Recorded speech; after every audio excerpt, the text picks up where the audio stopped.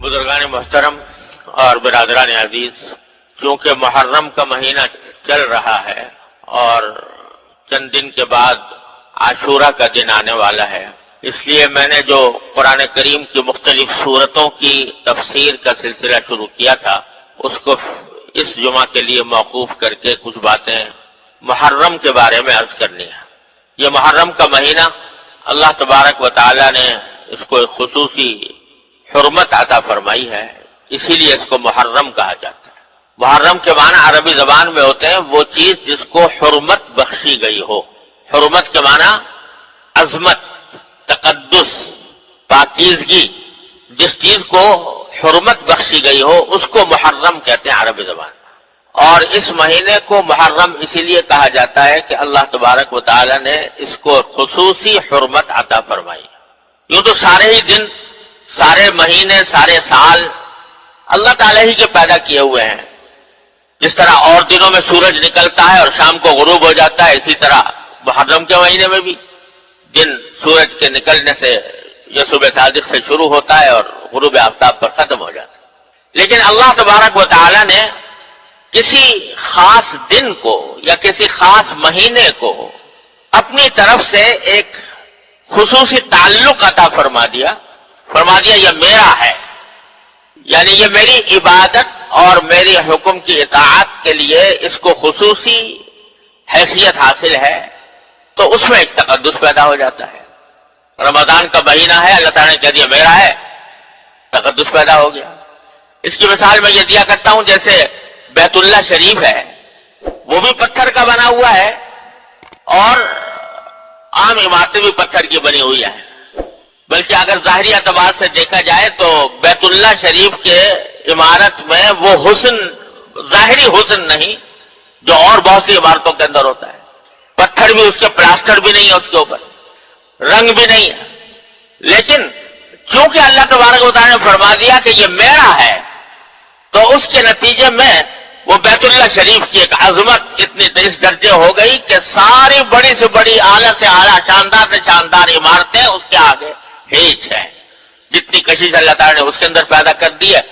ویسی کسی بڑی سے بڑی عمارت میں نہیں ہو سکتی۔ تو یہی معاملہ دنوں اور مہینوں اور ہفتوں کا ہے کہ اللہ تبارک و تعالیٰ جس کسی دن کو اپنی طرف منسوب فرما دیتے ہیں تو اس کی وجہ سے اس میں شرف پیدا ہو جاتا ہے، اس میں عظمت آ جاتی ہے، اس میں حرمت پیدا ہو جاتی ہے۔ یہ محرم کو بھی اللہ تبارک و تعالیٰ نے ایسا ہی مہینہ قرار دیا۔ اور یہ بات کہ محرم کا مہینہ خصوصی حرمت رکھتا ہے، یہ کوئی نئی بات نہیں۔ نبی کریم صلی اللہ علیہ وسلم کی دنیا میں تشریف آوری سے بہت پہلے سے اس مہینے کو حرمت والا مہینہ کہا جاتا تھا، کیونکہ اللہ تعالیٰ کا حکم تھا، تو جتنے انبیاء کرام علیہ السلام آئے وہ بھی اس کی عظمت اور حرمت کے قائل تھے۔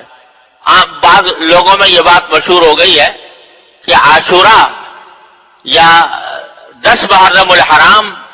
کے دن کو جو خصوصی تقدس حاصل ہے وہ حضرت حسین رضی اللہ تعالیٰ عنہ کی کربلا میں شہادت کی وجہ سے ہے۔ بعض لوگ یہ سمجھتے ہیں، یعنی چونکہ حضرت حسین رضی اللہ تعالیٰ عنہ کی شہادت میدان کربلا میں 10 تاریخ کو ہوئی تھی، 10 محرم کو، اس واسطے وہ سمجھتے ہیں کہ عاشورہ کی یہ خصوصیت ہے اور عاشورہ کے اندر یہ تقدس ہے یا اس کی حرمت ہے کہ وہ حضرت حسین کی شہادت کی وجہ سے وہ معزز اور مکرم ہو گیا۔ یہ بات درست نہیں ہے،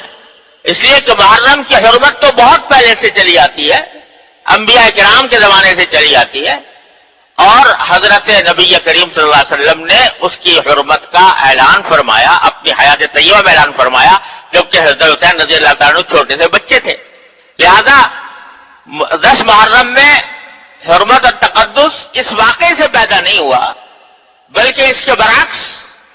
حضرت حسین رضی اللہ تعالیٰ عنہ کی فضیلت اور ان کی عظمت کا یہ ایک مظاہرہ تھا کہ اللہ تبارک و تعالیٰ نے ان کو شہادت کا مقام عطا فرمانے کے لیے اس دن کو منتخب فرمایا جو پہلے سے مقدس چلا تھا۔ یہ ان کی عظمت ہے، حضرت حسین رضی اللہ تعالیٰ عنہ کی عظمت ہے، حضرت حسین رضی اللہ تعالیٰ عنہ کی فضیلت ہے کہ ان کی شہادت اس دن میں واقع ہوئی۔ تو حقیقت میں یہ شروع سے اس کو، چنانچہ میں نے جو آیت آپ کے سامنے تلاوت کی ہے اس میں اللہ تبارک و تعالیٰ نے فرمایا کہ عدت الشہور عند اللہ 12 شہرا، کہ اللہ تبارک و تعالیٰ نے جو مہینے بنائے ہیں وہ کل 12 مہینے ہیں، اور یہ 12 مہینے اللہ تعالیٰ نے طے کر دیے تھے یوم خلق السماوات والارض، اسی دن جس دن کے آسمانوں اور زمین کی تخلیق فرمائی، ان کو پیدا کیا، اسی دن اللہ تبارک و تعالیٰ نے یہ 12 مہینے مقرر کر دیے تھے کہ یہ 12 مہینوں کا ایک سال ہوا کرے گا۔ کفار اور مشرکین جو ہیں وہ اپنی ذاتی اغراض کے تحت مہینوں میں آگے پیچھے کرتے رہتے تھے، تو اس کا ذکر کرتے ہوئے فرمایا کہ 12 مہینے اللہ تعالیٰ نے پہلے سے مقرر کر رکھے ہیں، منہا 4 حرم، ان 12 مہینوں میں سے 4 مہینے اللہ تعالیٰ نے حرمت والے رکھے ہیں، ان میں سے یہ محرم ہے اور سفر ہے اور رجب کا مہینہ ہے اور ذوالقعدہ کا مہینہ، یہ خاص طور پر اللہ تبارک و تعالیٰ نے حرمت والے رکھے ہیں، جس کے معنی یہ تھے کہ ان 4 مہینوں میں جنگ کرنا جائز نہیں تھا، ان 4 مہینوں میں کسی جائز مقصد کے لیے جنگ کرنا بھی جائز نہیں تھا، اس واسطے ان کو اشہر حرم کہتے تھے۔ اور جاہلیت کے زمانے میں جو مشرکین تھے وہ بھی ان 4 مہینوں کی حرمت کے قائل تھے، اور وہ بھی یہ کہتے تھے کہ ان دنوں میں لڑائی کرنا حرام ہے، کیونکہ حضرت ابراہیم علیہ السلام کے وقت سے یہ بات چلی آتی تھی کہ ان 4 مہینوں میں لڑنا حرام ہے، اور ابراہیم علیہ السلام کے دین کی بہت سی باتیں مشرکین کے اندر چلی آتی تھی، ان میں سے ایک بات یہ بھی تھی، لیکن اس کے لیے انہوں نے ہیلا نکالا تھا کہ اگر لڑتے لڑتے مثلا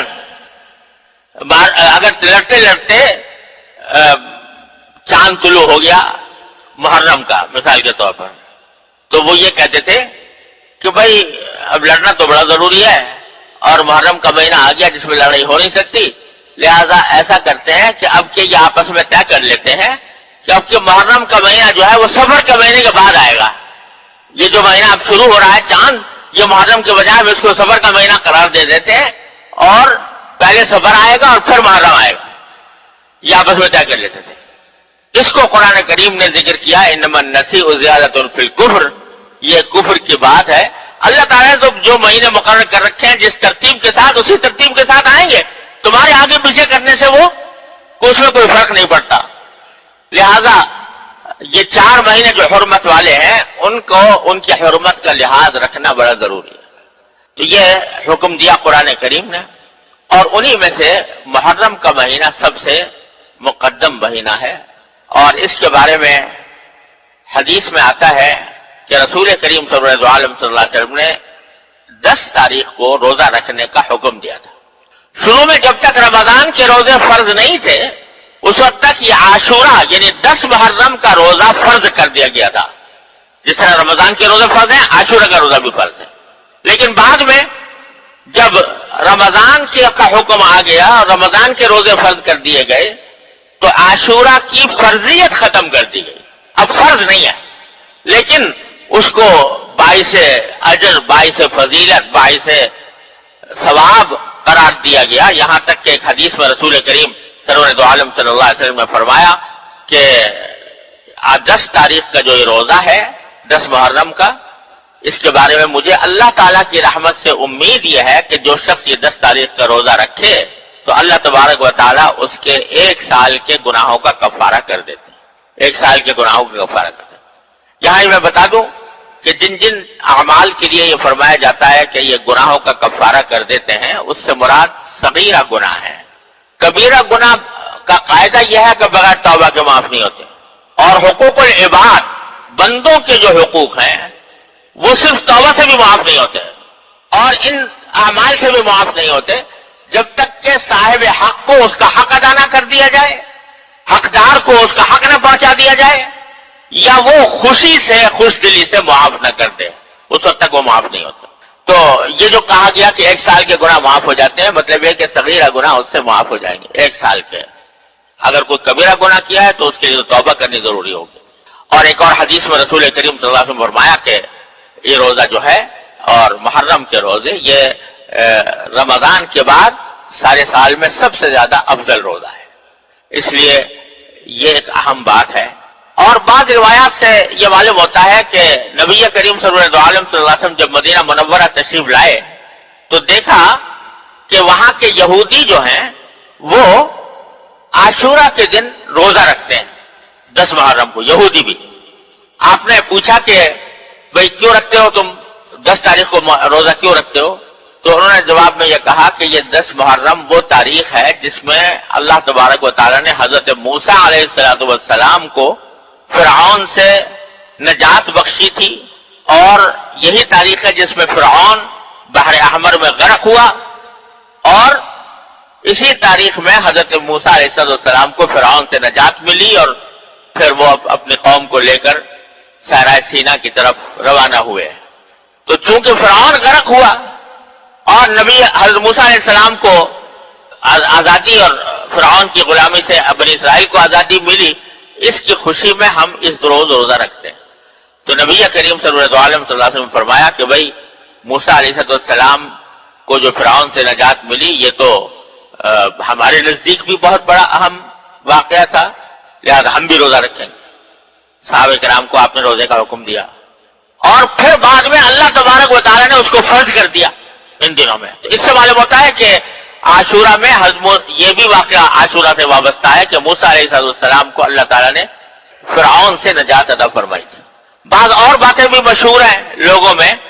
کہ یہ وہی دن ہے جس میں حضرت ابراہیم علیہ السلام کو آگ میں ڈالا گیا تھا اور آپ اس میں سے صحیح سالم نکل آئے تھے۔ یہ وہی دن ہے جس میں حضرت آدم علیہ السلام کو زمین پر اتارا گیا۔ یہ وہی دن ہے جس میں نوح علیہ السلام کی کشتی جو ہے وہ طوفان سے نجات پا کر کسی پہاڑ پر آ کر ٹک گئی۔ یہ باتیں لوگوں میں مشہور ہے، مگر اس کی کوئی مستند بنیاد نہیں ہے، کوئی مستند روایت نہیں ہے کہ جس سے یہ باتیں معلوم ہوتی ہوں، ایسے لوگوں میں مشہور ہو گئی ہیں۔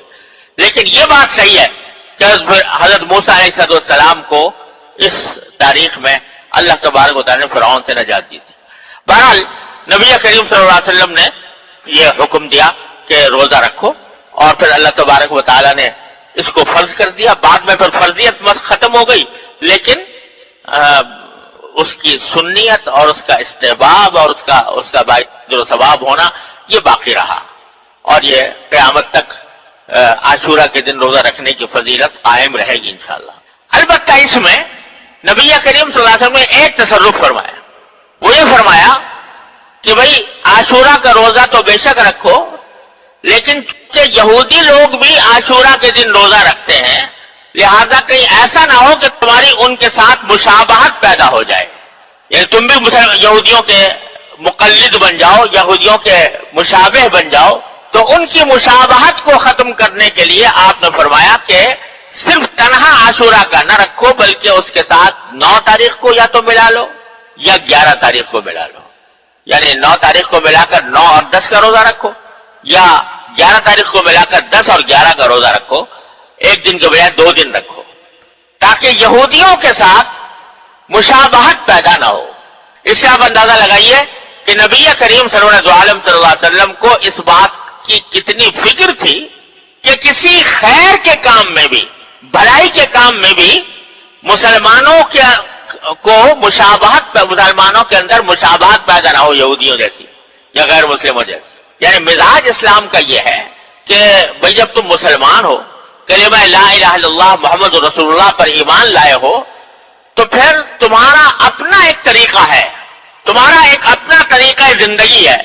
تمہارا ایک اپنا طرز حیات ہے۔ تم اپنے طرز حیات کو دوسرے غیر مسلموں کے طرز حیات کے ساتھ مشابہ بنانے کی کوشش نہ کرو۔ یہ ایک مزاج ہے جو قدم قدم پر نبی کریم صلی اللہ علیہ وسلم کی ہدایات میں نظر آتا ہے، اس میں یہ بات بھی ہے، تاکہ مسلمان ہونے کی حیثیت سے پہچانا جائے کہ ہاں یہ مسلمان ہے، اور ایسا نہ ہو کہ پتہ ہی نہ چلے جیسے اور غیر مسلم ہے اور یہودی ہے اور نصرانی ہے ایسے ہی مسلمان بھی ہے، کوئی فرق اس کے انداز میں، اس کے ادا میں، اس کے اخلاق میں، اس کے معاملات میں، اس کے لباس پوشاک میں کوئی فرق نظر نہ آئے، یہ اسلام کو پسند نہیں۔ تو یہاں تک کہ روزہ رکھنے میں بھی، روزہ رکھنا تو ایک عبادت ہے، اچھا کام ہے، لیکن اس میں یہودیوں کی مشابہت کو آپ نے پسند نہیں فرمایا، بلکہ 2 دن رکھنے کا فرمایا، تاکہ ان کے ساتھ التباس اور مشابہت پیدا نہ ہو۔